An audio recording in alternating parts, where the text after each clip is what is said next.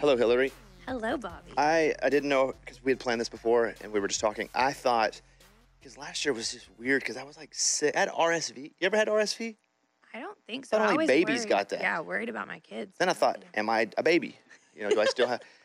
And then you said, no, it was you that was sick. So then I remembered. Yeah. And I'm glad that both of us could do this again. Me too. And we don't have to socially distance because we're both well. It's amazing. Yes, I feel like Iron Man at this point. I've had it all. I've had every disease. And so you mentioned my dog, too, a minute ago, Eller, who is the dog we adopted. I think the last time we probably saw each other was at the dog place. It was. We won't say where. But dog daycare, yeah. Yeah. Ran into each other because we're neighbors, basically. Yeah. I'm like not far from you. And I remember meeting Eller because I had heard you talk about her on the show. And then she peed on my shoes. And I was so embarrassed. I was so embarrassed. But the only thing that saved me was we were at a dog place, and I knew you had a dog. Yes. And most dogs I've heard, and I don't know if this is true, pee. They do. All dogs, I would think. Healthy dogs. Great. I think dogs pee. And she was excited to see, and she peed on your shoes. She did. And I remember looking at your shoes being like, please don't be red bottoms. Or please don't. But, yeah. If I'm picking up my dog in red bottoms, that's on me. Okay. That's fair, too. It is, again, so wonderful to see you. We had Stephen Curtis Chapman over here recently, and I do a lot of these, hundreds and hundreds, and I enjoy actually sitting down and being able to talk for an hour with somebody as opposed to 8 minutes where you're going, project, this, that, boom, goodbye. And so I performed at the Opry with Stephen a bunch of times, not together, but while he was on there. And we had become friendly, but I listened to him so much as a kid, and it was so exciting for me to spend time with him and actually realize he's like that even in long doses. Absolutely. Do you know him? Yes, I do. What is he like as a friend? Because I just want to be his best friend. Oh, my gosh. Sincere and kind, and just the wisdom I receive from him anytime we have a conversation. I mean, we go back far because we cold called him, I think it was late November, early December of 2011.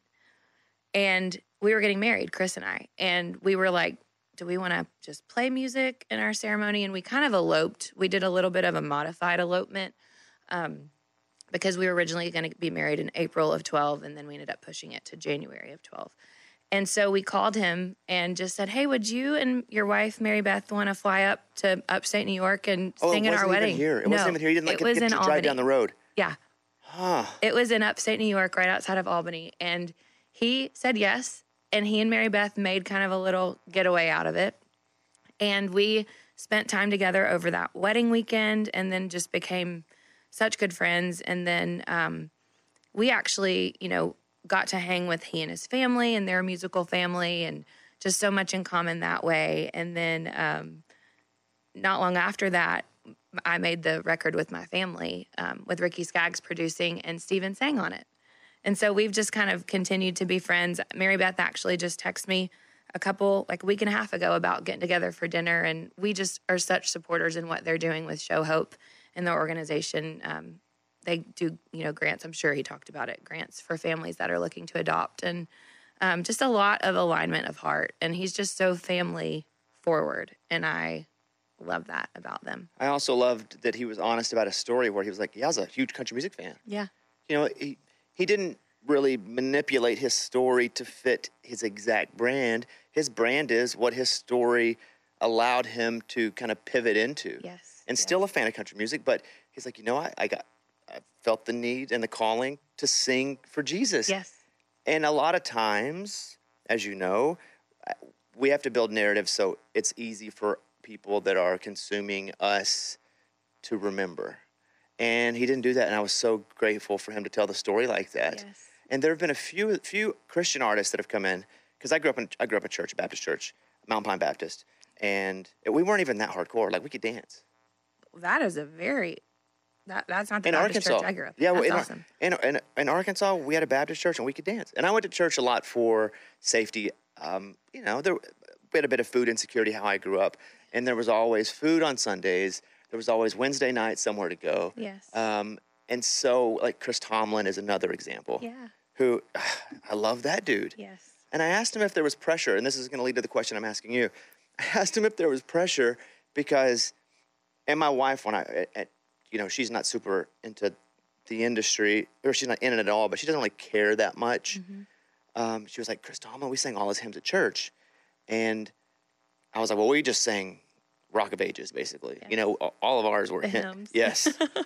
But I asked him if there was a pressure on him to be so godlike, because that's how everyone knows him. Because he's a normal human. And I'd found myself talking about a Christmas party we were having, and I invited him over, and it was like not real money, but we had Vegas set up, and what we were doing was donating to whomever won that night to their charity. Yeah. And I was going to invite him, and I was like, I'm not inviting him, it's gambling. And it was exactly what he told me that he did not want people to do to him. And so then I said, Chris, I'm so sorry. I didn't invite you. Now I'm inviting you again because it's fun. So he lives with this wonderful but constant pressure of people to think he has to be godlike all the time. Do you feel the pressure on you as a public person and even a Christian, an open Christian, to always present, we'll just say, a good mood? Oh, I mean, there's definite pressure for sure, I think. But to me, what I am so grateful for about my relationship with God and my faith is that there's a scripture that talks about when we are weak, he is strong. So in our weaknesses, in our vulnerability, we actually connect deeper. We see how much we need him. Others see that we don't have it all together. I mean, I've heard it said so many times, and it's so profound. And it's like, church needs to be more like a hospital than a country club where you show up all buttoned up and presenting a certain way. It's like, no, we're all broken, wanting to come together for the same reason, to receive the peace and the comfort and the grace and mercy of God, you know? And so I do definitely feel that pressure. But ironically, when you do share publicly or privately the hard things you're going through, that's when you really connect with Absolutely. people. I mean, truly, like that is where I've had the most rewarding conversations, the most rewarding DMs conversations with, people on Instagram. I mean, it's just, so to not be afraid to say what's really going on. Can I ask you what, and I'll share one with you too, just so you don't feel alone here, but can I ask you like an example of that, something that you would have spoken about that was difficult for you? Because I felt a lot of shame in mine, but I didn't realize that other people were writing alongside me with their own version of it. Yeah. So what would an example of that be for you? I mean, one of the biggest was something that I still grieve every day, which is the miscarriage we had in between Isley and my twin girls. And just how as I walked through and Chris and I walked through that experience, there was a big, moment of like, are we going to share this? Are we going to, but then when the only way I knew to pursue healing and just kind of keep moving was to write about it, became a song. And then it was a song that I knew, I was like, I think people really need to hear this. And so it was that experience and one that continues to come up to this day. That song came out in 2016. And I still feel like when people come up to me, whether it's in the grocery store or at a meet and greet, it's always brought up. Were you surprised that is what people attach to so strongly, and that people still attach to it even 7 years or so later? I think it doesn't surprise me because 1 in 4 pregnancies end in miscarriage. So the statistics are so high and not a lot of people know that that's how often it happens. So that's a whole lot of people. That's a whole lot of women. That's a whole lot of families. So I think that specific experience and the women and the families that I hear from who've experienced that exact thing, it isn't shocking. Now, the other stories around the song where it's met others in other ways, in different hardships in their life, those always, they all touch my heart. They all just humble me and are very, very priceless to me to be invited into those stories. But some of the ones that are about other things are the ones that lay me out in the floor. When I wrote my first book, I didn't know how to write a book. I'd written some stuff, but never a book. And I thought no one would want to read a book for me anyway. And I thought I'm just going to write everything. And then whatever I'm too ashamed of, I'm going to pull out. But I'm going to, and you probably deal with this writing, a song, a 3-minute version of this, but 100 times. And so I wrote this book, and it was a lot of my insecurities, a lot of what we all suffer through. But I wrote about my mom a lot. My mom's not alive anymore. She died when she was 47 or so. She died from basically drug and alcohol abuse. And it had gotten so bad with her, and it was some heavy drugs like meth. But I'm from Arkansas, and it's poverty there. Right. And like I never quite understood until I got older. But my mom had got so wrapped up in it that she would call and need money, and she had started to go, well, I'm going to do porn. And when your mom calls and tells you that, and I remember writing that story, and I was so ashamed. And I was going to take it out. And I don't know why I didn't, because I never had the thought, I'll leave it in, it'll connect. Yeah. I don't know how it lasted and landed, but I'm telling you, when I'll tour and do stand-up, you want to know what people talk to me about? How it's not exactly the same, but everybody will come up, not everybody, but a lot of people will come up and go, I'm so glad you said this, because nobody says that addiction affects them in ways like this. Yes. Yes. And even now, I mean, I wrote that book 6-7 years ago. Like, I couldn't believe that was the connector. Yeah. I thought I'll write some funny stories. People will enjoy it. But of everything that I wrote, I was most ashamed of a lot of the stuff that I had gone through in that part of my life and my world. But that was really the connector of all. And it's unbelievable. And I couldn't believe it. Yeah. But it also shows me that the more raw and open you are, the more you're actually relatable. And I did not think that was the case. And I think the other beautiful benefit for you sharing it, or at least for me, for sharing it, is the freedom you feel.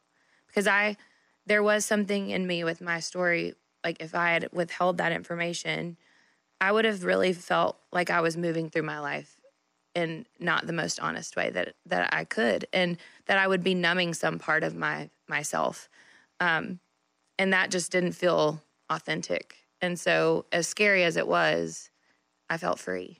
Did you feel when you were writing, when you're doing the music, because this is a bit how I felt too, like reliving it was kind of hard? Yes, absolutely. Well, in writing it, I mean, I was in the middle of miscarrying when I wrote the song. So it was very much like, I'm in this right now, talking about it right now. So as it got recorded, and then the times that I've performed it or sang it in church, it's definitely been a different experience. Remembering it, still feeling it deeply, but not like I was when we wrote it. I may have chills like on the back of my neck, just talking about it again, and also talking about it with someone who understands what it's like to share that. Yeah. Going, how is this going to be interpreted? How are people going to feel about me? But then you realize everybody's got their own. Oh my gosh. Everybody's got their own. Yes. Yeah, they do. We all do. And that, I think, is the great equalizer of being human, is we all have our hardships and our struggles, and we all want to be loved and feel like we belong. My dog peed on your shoes. He did. She did. She did. She absolutely did. And I thought today, just to go full circle, I would pee on your shoes before you left. Just so, because I told her, I said, Ella, I'm going to pee on her shoes today because I know you feel bad. She does. That way I can pee too, and she'll be like, you're with me in it. With me. You know what? I'll leave them for you. How about that? And then I'll come back later and pick them up. That's not as fun. I went to an allergist late last week. I hadn't really been to an allergist before. It's kind of like a fancy thing. Didn't go to a lot of allergists, but I had a infection in my, sinus infection so bad I got in my teeth and my ears. And I did not know that's what it was. I thought I had some kind of tooth pain. So I go, and my dentist is like, you got nothing wrong with your teeth. So then we do a different x-ray. He goes, dude, your cavity is completely full. And, my voice is what I have. Yes. And so, I lose there about twice a year because of allergies. And so my doctor says, go to this allergist. And she tells me I'm severely allergic to dogs. No. Yeah, I got to kill them both today. No, never. I will just die. I'll just die of allergies. I have to go every week now and get allergy shots, three a week. Sorry. But the thing that I love, yes, I'm allergic to. Oh, that's hard. I mean, they're our kids. I mean, we have one dog, and he is a 92-pound sheepadoodle. Yeah. And he's awesome. But they're a part of our family. They really are. I mean, I love my 3 girls, and I love my fur baby. I mean, I'm so sorry. Yeah, it sucks. And we don't have kids yet. And if you don't mind, I'd like to ask you a couple kid questions. Sure. Because I didn't get married till I was almost 40. I didn't really have a serious girl. I didn't have that so I met my wife, and it was like, oh, I didn't know that it was supposed to be, it's not always easy. Right. But I didn't know that it was supposed to be this easy when it's good. Yeah. Like, it's just kind of like, it's like a click, like it just fits, right? And so I meet her, and it's awesome, and we get married, and she wants to have kids. I want to have kids eventually, but like I said, I don't have models like my parents. They weren't together. I didn't know my dad. He left when I was 5 or 6. My mom, passed away. So I'm scared to death to have kids. And then but what I wonder is, and I ask you because you're a little younger than I am, but how old is your oldest? Isley's 10. Yeah. What? Yeah. 10 already? I know. Isley's 10, and then my twin girls That's crazy. will be 6 at the end of January. Okay, so I feel like if and when we have kids, because she's not pregnant now, no articles, no headlines, I promise you, she's not pregnant right now. At least I don't think she is. It seems like it's a lot of work. It is, but the most rewarding work. But is it really, or is it because you've been told you have to say that, but that you're supposed to feel that way? No, it is. Because I'm very selfish. Yeah. Not about giving stuff, but about I've only ever been me and trying to first just survive as myself, and then to create for myself and then for others. I feel like I'm going to have a kid and either A, be like my dad who left, and I don't think I'm going to do that, but like there's that part of me is there. Yes. Or I'm just going to be annoyed because I have to give up all my life and kids are just a lot of work. Like, talk me, not down, but talk some logic into me. I know you well enough to ask you this question that I know you're not going to lie to me. No, I mean, well, it is. I mean, I think marriage is a really, in a way, if you are pursuing a healthy marriage, there's a part of you that has to die to yourself every day for your wife. There's the parts of me that leak out on my husband. If I don't keep myself in check, we suffer. So, I think that's why marriage is such a beautiful kind of place to start with learning how to put someone else before yourself. But here's the thing with children, they are from you and it is different. I mean, it is so, it's humbling. I mean, I was in an argument with my 5-year-old this morning trying to get her dressed for school and having a moment, and I didn't say this out loud to her. I never would. But I was like, I don't know what to do in this moment with you. Like, I'm really struggling. Like, you're hearing one thing, I'm saying another.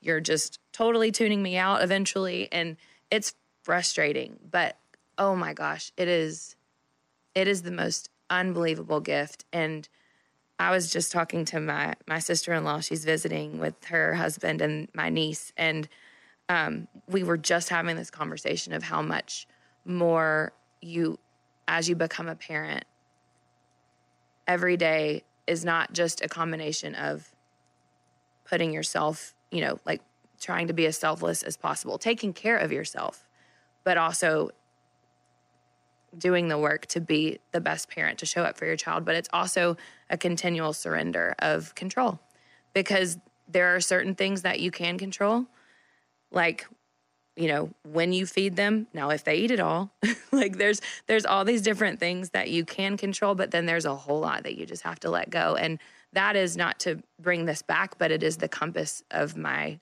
life, my story.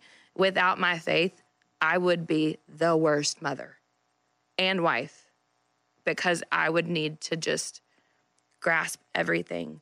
Like, their lives and mine depended on it. And so when there's a surrender and faith in the process, in the story, and a faith in God that he's in control, and I don't have to be, it just helps me breathe. And I'm scared to death. Like, I'm scared to, and you know what that says to me? It speaks to the unbelievable heart you have that you're taking it seriously. Like, there's something really healthy in fear. Or that I know I'm going to screw it up.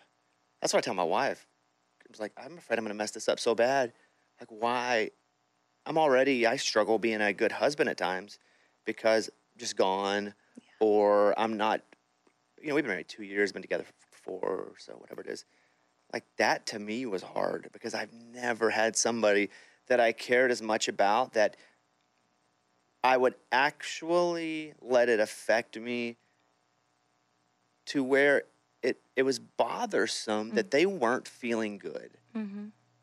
I had never had that. I haven't now, and I've definitely, but I feel like I'm like 12 in that development. Career-wise, I'm like 110. I'm Methuselah, man. I mean, let's go. I got a long gray beard. I've been through it all, but like in that relationship part of my life, like that is still developing. I read books on it. Yeah. Which I never thought I would. I only want to read like sports books, but now I just read a book, Wired for Love, which is like a book about the brain, and I never thought I'd be that guy. Yeah. And I never think I'm going to read kids' books, but oh my God, I bet I do.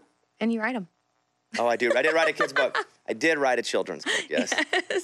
I just got in from Vegas like an hour ago. I was doing the CES convention out there and speaking a couple places. And while I was there, there was this really small show that Weezer came out to play. I'm a massive Weezer fan.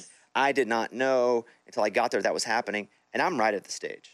And I have no phone out. Someone had recorded me, and I got the video of it. I don't have my phone out, and I'm watching, and I'm in it, and I'm enjoying it, and I'm singing every Weezer song because that was one of my favorites. That's why I wore my glasses, honestly. Yes. Was I thought Rivers Cuomo was the coolest dude. He was a nerd like I was, and I was also blind.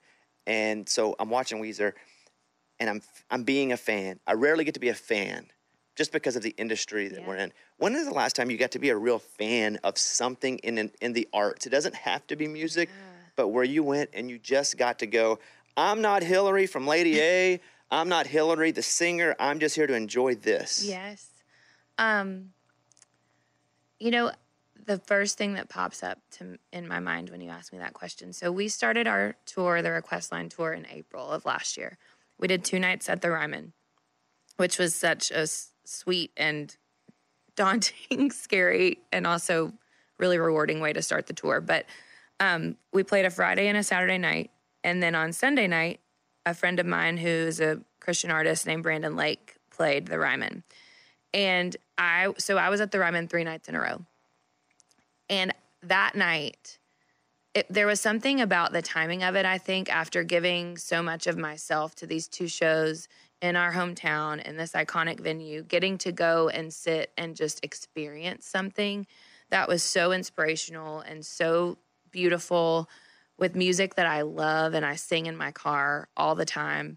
That to me was and I took my little sister Riley with me. That was probably the last time in recent months that I felt like I was just fully soaking up the experience.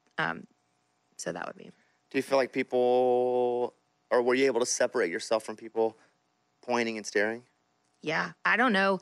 I was so lost in that show. It's hard to call it a show too. It's like a worship experience, but I was so caught up in it. I don't even know if I noticed anybody else, to be honest. I mean, and that night it was so cool. Thomas Rhett came out and they performed a song together.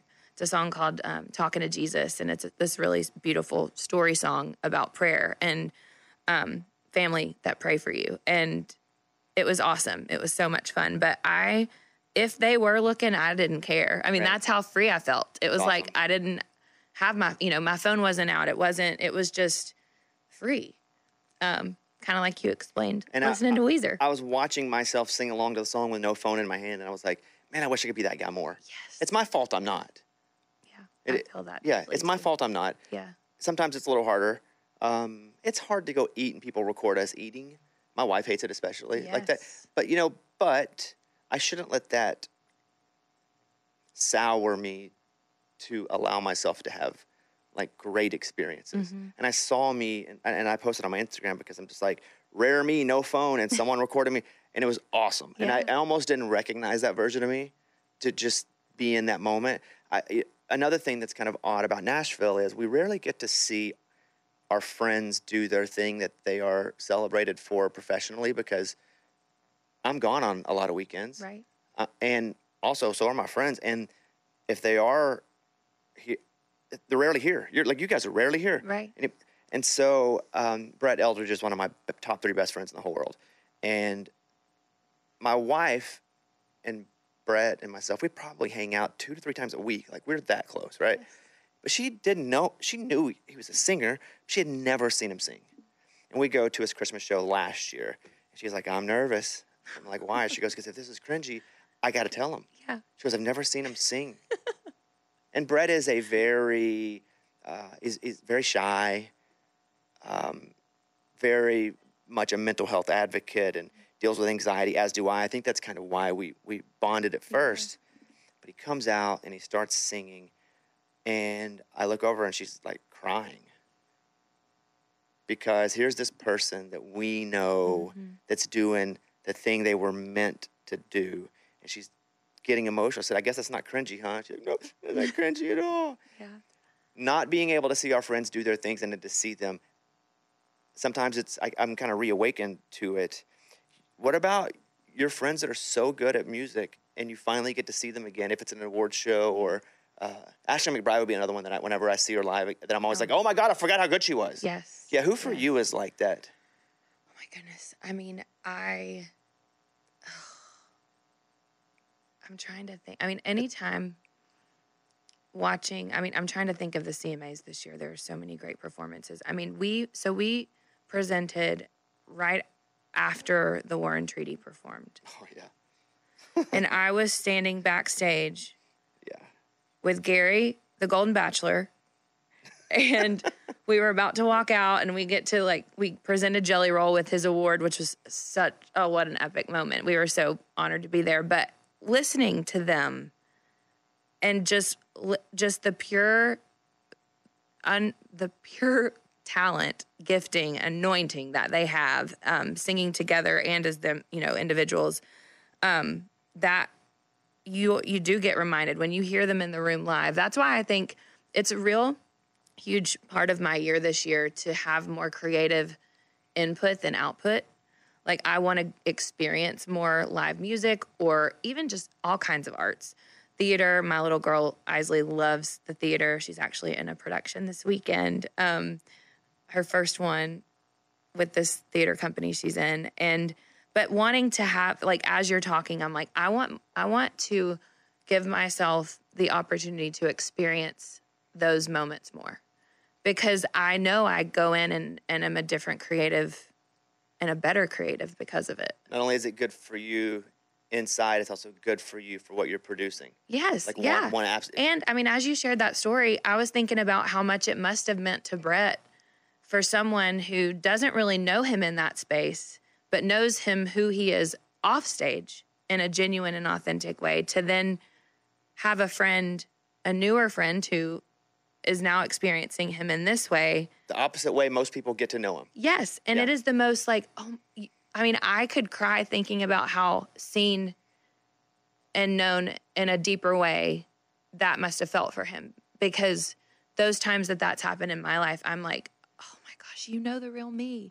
And you also get to see this other side of me and celebrate it. And that's a very, very special circumstance and opportunity. It was also like when I watched him do that,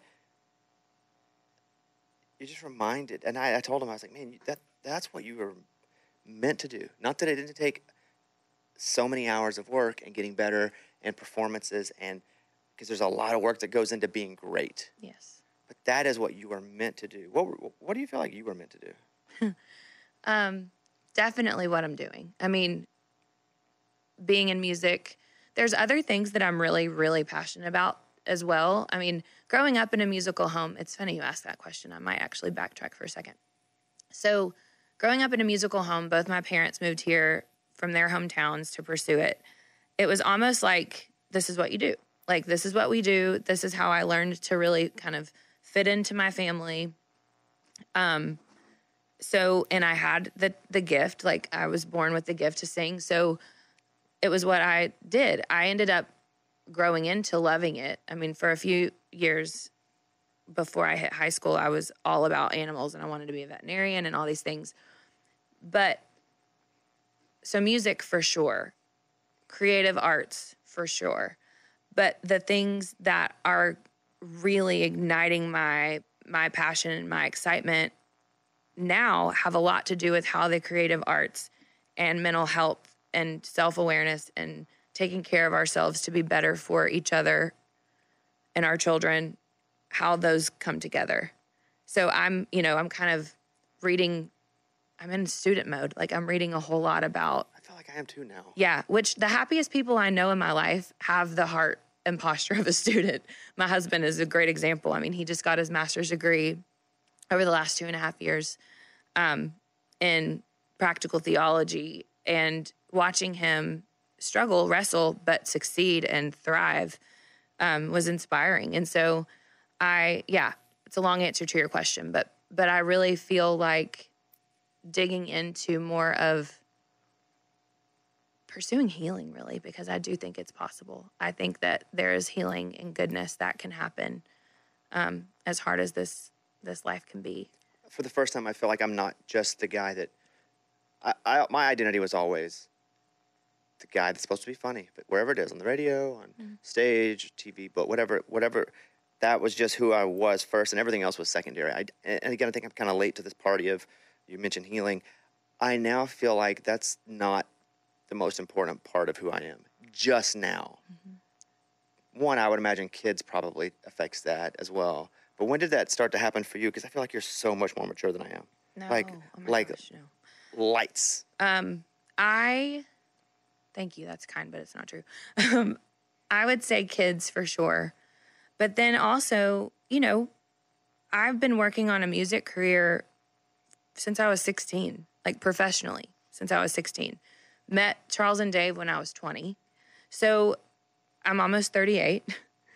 So thinking about when you look at the trajectory of a career, of a vocation, I mean, it's kind of like you're hitting a midlife moment in a career before your midlife in age. It's a very strange. And so I think then you hit this point of, okay, I want to grow through this. I want to continue to grow, even though sometimes what has been created and what exists, the art that I've been a part of making, is seen, like the fans or other people in my life closer to me even expect things to be a certain way. And I'm like, no, I'm ready. I'm growing. Like we're always supposed to grow. And I think that's one of the hardest things about having a public facing life, in my opinion, is just giving yourself the permission to grow and knowing that what success looks like might look different after that, and that's okay. And getting to a place of accepting that, if that makes sense. It does. When you were talking about that, it reminded me of, you guys have been so successful for so long that I think a bit, because you guys are still in your 30s. Yeah. I think a bit you get people in this weird industry because they penalize you for how long you've been successful, and they will categorize you with like some of the legacy groups. Because I think I just drink. Hold on. Sorry. I'm drunk. I don't drink, but I'm drunk apparently. I've been on a plane all day. I feel like, and I don't know if you feel this way at all, I feel like they hold you to a standard based on your success of legacy groups, and they often make you compete with your own songs to focus and feature on your own music. And that here you guys are, you're, back, 31, 32, but you've been famous for so long that to them, you're a 10-year success. It's amazing to see, like we had so many people come through our shows and either send in requests or call and leave a voicemail. And it's like, I've been a fan of yours since I was, 7 years old. And I'm like, oh my gosh, now you're in college. Yeah. Like, same thing with people listening to the show. Yeah. I mean, it's so, and it's it is such a privilege. Like, it truly is such a privilege. And I think that's just when you are an artist and when you've had the unbelievable gift of years long of a career, I feel like that's my own, like that's my personal work that I have to go and talk to my counselor about, and how to reconcile how all of that feels and then how I move through my life, because it can definitely take you into a place of like wanting to always strive to be relevant, and it can play games. I can play games with my mind if I'm not in a healthy headspace around some of that. I feel like that we'll call them gatekeepers if it could be radio or playlist at these major places or Sirius or whatever. Like, you guys would be held to a different unfair standard because you were successful so young. And you had been successful so long that here you guys are, younger than artists that are new at times.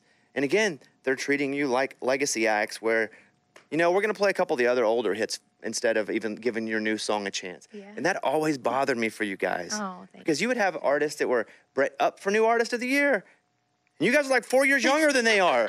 You guys have been doing it for so long. And you know what? That's where, gosh, it's just everybody's story, everybody's journey is going to look different. And I think the thing that I care the most about is just being able to celebrate that for those other artists, and also not let the ups and downs, the successes, what people think are successes or failures within my career doesn't change my innate value as a human being. I think, and that's the part where it's like when you're a striver, when you want to pursue things and go after it with all you've got, a lot of times your self-esteem can like rise and fall on that.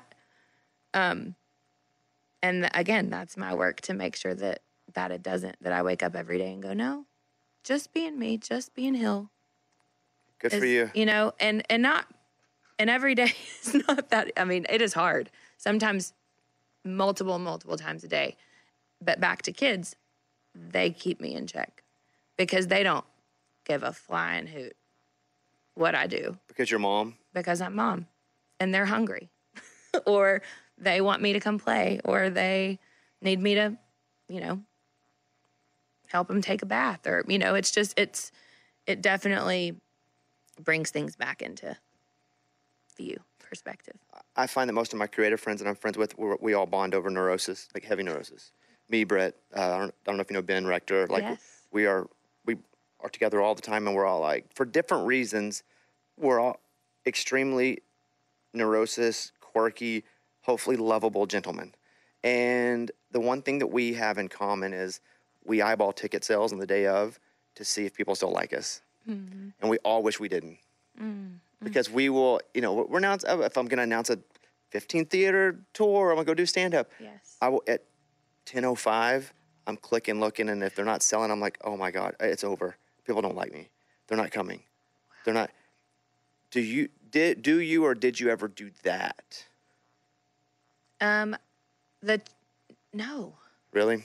And I definitely paid attention to the chart early on, specifically like when we were first starting, and I still don't understand some parts of it and how it works the way that it works. But I would ask. I definitely inquired and asked questions, but I definitely lean on the side of we create the art, we do our part to show up, to perform it, to promote it, to continue to nurture the relationships that help propel it forward.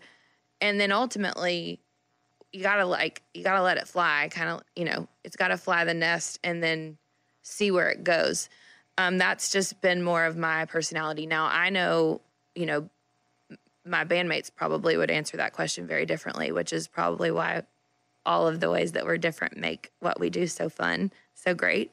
But no, that's something I think, and maybe it's not totally out of health that I just was like, oh, I'll just find out. Like, there's a bit of a not knowing is less scary. What was you and your mom's relationship like when you were deciding you were going to do this for real? It's a great question. They wanted me to get a degree. My dad more than my mom probably, but they wanted me to get a degree, so I went to college and then ironically met Charles and Dave 2 years in to getting a degree. I was probably on a 5-year plan, if I'm being honest, just because I was writing so much in town and was taking kind of the minimum hours per semester. But, I think she wanted me, and this is how I feel about my girls. I want them to pursue their dream. I would never deter them from doing the same thing I'm doing if that's what they want to do, if that's what they feel, more than what they want to do, what they feel called to do. But she was always supportive and protective at times. Probably wanted me to ask more questions than I did early on. But I think that she really gave me the space to find my way, and then has been an unbelievable cheerleader. So your names, though, have never been, obviously Hillary Scott, her name, Linda Davis. What's the name? What's the real name situation there? Is that really her last name? So her maiden name is Davis. Got it. And then my dad is Lang Scott. And so then my sister and I, they're 2 daughters, and so she's kept her maiden name. Was there ever a time where you thought, maybe if I go by Davis, people will know that? Like, what about because your mom definitely well-known, especially in town, also in country music. Did you ever think you wanted to use that to your advantage, or was it you just so didn't want to use that? I don't know if I was an only child for 14 years, but I'm firstborn of 2. Or maybe it's my own stubbornness or pride. I never wanted it to appear like I was riding their coattails at all. I wanted to establish my own, my own path, which always included their colleagues because they'd been here and been a part of so much of what Nashville has been doing for so many decades. But I never wanted to ride their coattails. I mean, I was like probably stubborn to a fault with that. I would have been like, no way am I going to, right. Not because I don't love my Davis family, but I was like, no, I'm Hillary Scott, and we'll see. I want to see how this goes. It rises and falls on me being me. What did you think before you met Charles and Dave your career was going? If you could have chosen it, what did you think it would be? I had gotten a development deal the year before in 2005 with another label in town, and I had showcased for that label March of 2006. They passed. We had packed it out. The showcase felt like it went great. Victoria Shaw was producing me. We've had strong songs, and we even got great feedback from the label. But by the next morning, they had said, no, we've decided to go with another artist. So I met Charles and Dave 2 months later. Like after that first big kind of industry career heartbreak, I meet the 2 of them. I think I would have probably, if not for meeting them, just tunneled way into songwriting. I don't know if a solo artist career from that age, I don't know if I could have handled it. I just have always thrived in collaboration, in community and friendship, and being able to work together with people and kind of being a part of a team. I would like to think I could have, but I think I would have felt so alone, lonely, and I just really enjoy collaborating with the 2 of them. So I think I would have written a lot, and then if given an opportunity, I would have jumped. But sustainability, I'm not sure. I don't know. It's really interesting to think about. Whenever you think about you now, so you're trying to make it as a solo artist, for whatever reason that doesn't work, timing probably, it's always weird timing. Mm-hmm. But then you meet these 2, and they were already together, meaning they already were buddies, right? They were, okay. Yeah, because they've known each other since middle school. Right. Yeah. But now you're going from, I'm going to be a solo artist to I'm possibly going to be a third of something. What kind of mental gymnastics did you have to do there?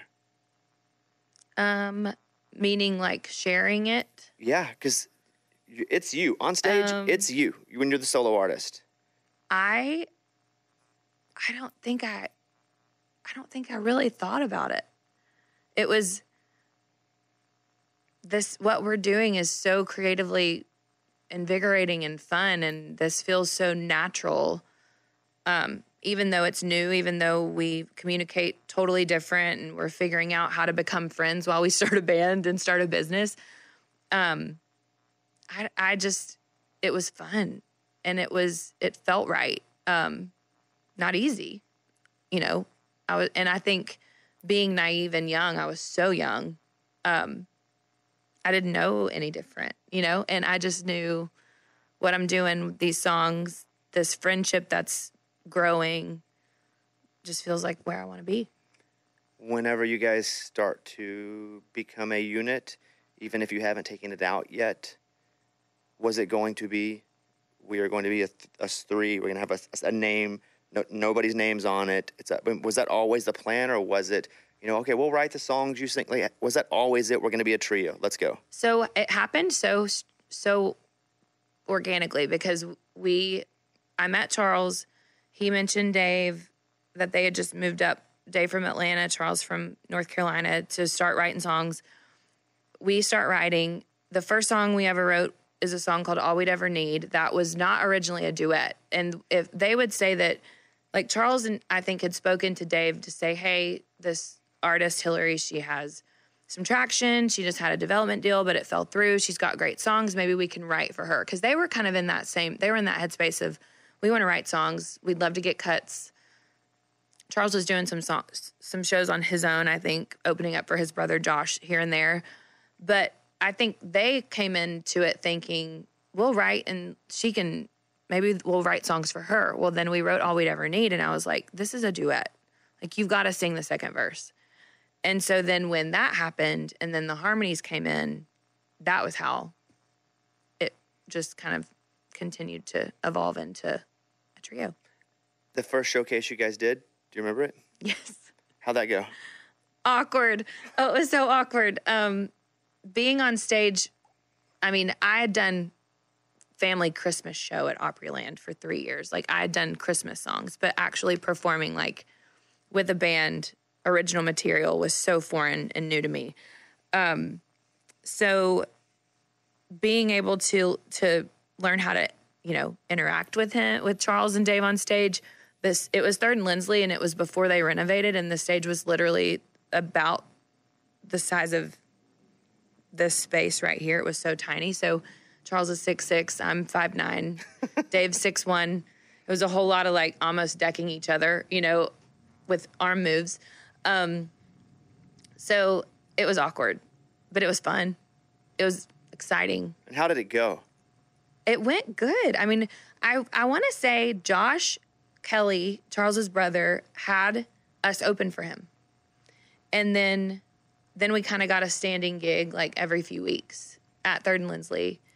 And then Josh went and did a show in North Carolina at this open air kind of amphitheater, let us open up for him. I mean, so many things just started happening that we were like, how in the world is this happening? And we just kind of show up. We say yes. How long until you guys got signed? So we met in May of 2006, played our first show in August of that year, and we signed our deal. We started negotiating our deal in February of 2007, officially signed the contract in the summer of 7, and Love Don't Live Here Anymore came out fall of 7. It went fast.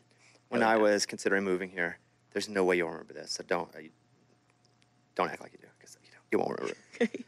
Whenever I was considering coming here, because there had never been like a national country show before, and I had built my own company over in pop, and I built my own syndication company and spent my own money, and I'd made it work. But again, I was getting a bit of flack because I would have Willie on my pop show, or Eli Young Band, or Dirks, and they would go, well, you have an accent, and I was in a bunch of markets, but they were like, you kind of sound like a hillbilly on a pop station. You know, that was kind of, and so I was like, okay, we'll go to Nashville, and I came to you guys shooting some promos, and I sat, and you guys were so nice to me, and I was just a dude that was sitting there. Where were we? In some soundstage. Oh my gosh. You guys were so nice to me, and it was really one of the contributing factors to me going, you know, it feels uncomfortable because I'm giving up something that I built, but I feel like I can do some, like, that, I think it'd be naturally more me to do this. But I just remember how nice you guys were to me and going, man, if that's what people are like there, like, I'm in. Oh my gosh, that's so kind. Yeah. So, Thank you. and I don't even know, I wish I knew what you guys were doing, but you guys were, and then McGraw was there too, who, McGraw obviously older, way older, but like legend. And I remember him coming up and being like, what's up, man? And I was like, what planet are these people on? But you guys were so kind to me. And I don't think I've ever told you guys that story. Oh my gosh, that's But it really factored in Wow. to me moving here because of that. I just have a couple questions, final questions for you here. And we talked about the new music you guys have put out and before you got here. But I was at a restaurant down near where our dogs are, and I saw this guy, really good-looking, chiseled guy. He had an earring in, dressed extremely fashionable. And I was like, that guy's got to be somebody. And he wouldn't turn around. But he was so just strikingly handsome and had on just the exact, like, right, that I would never be able to pull off. And so I was like, I need to stop staring. So I walked over to get my drink, and he comes over and he grabs me by the shoulders. He goes, Bobby.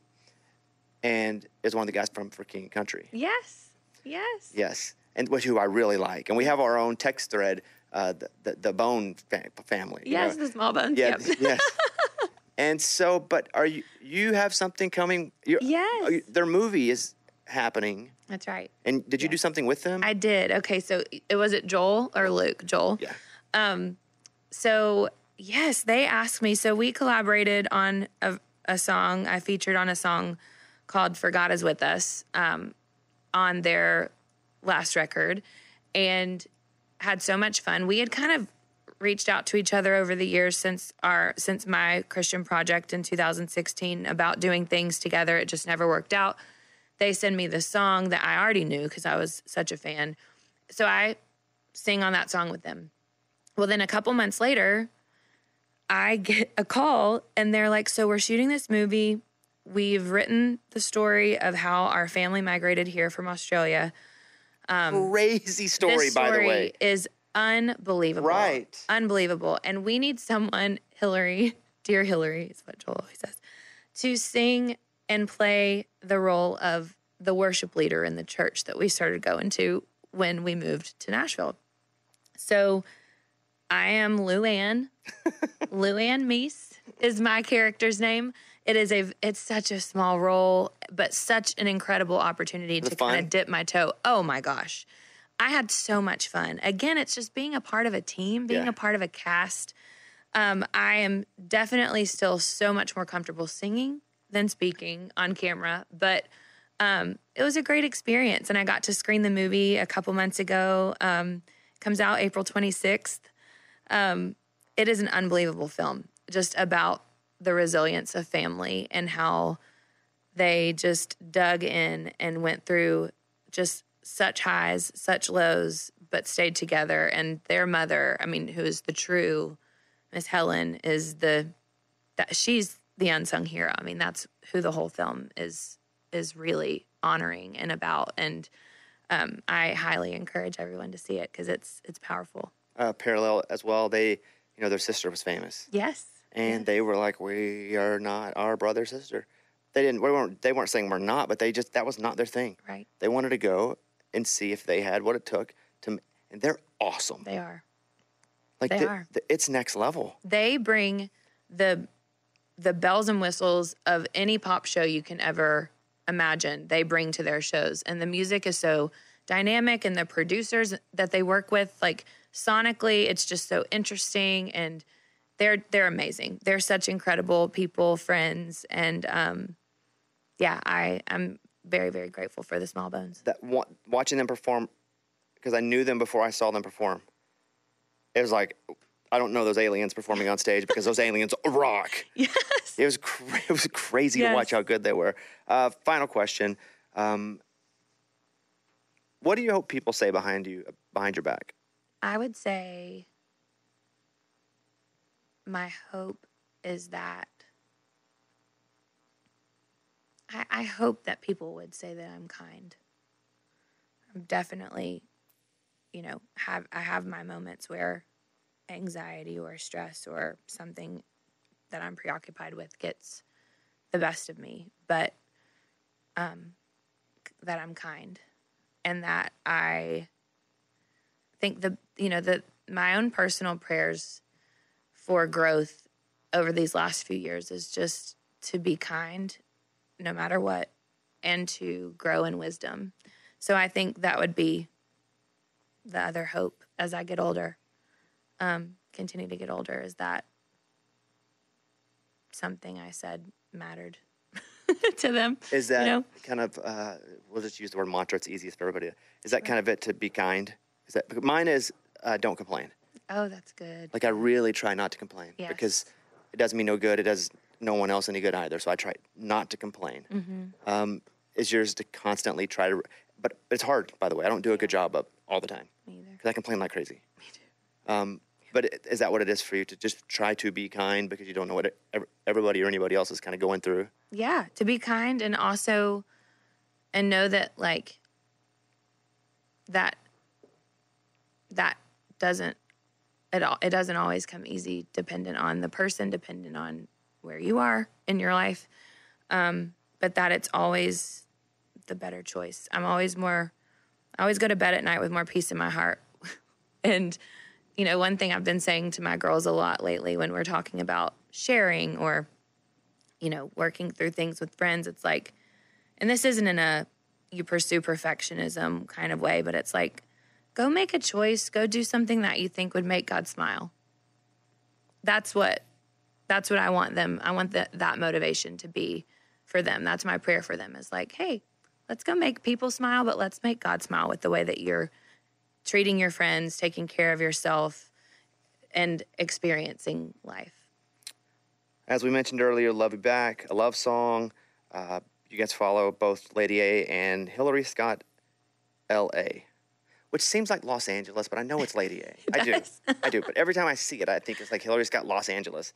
But I'm just a massive fan of you as a person. Thank you. And the band, obviously.